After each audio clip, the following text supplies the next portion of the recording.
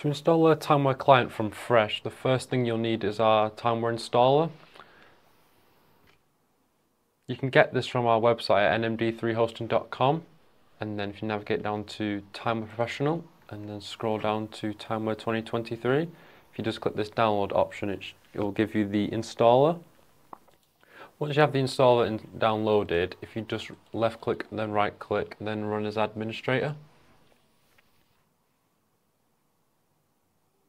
and then select yes.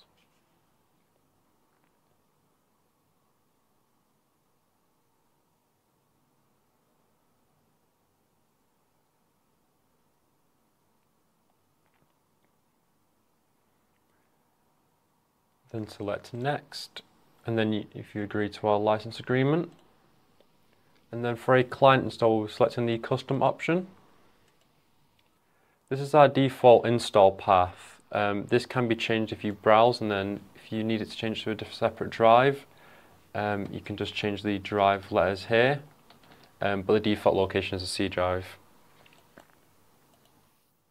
And then for client machines, we untick the server option and then click next and then next again.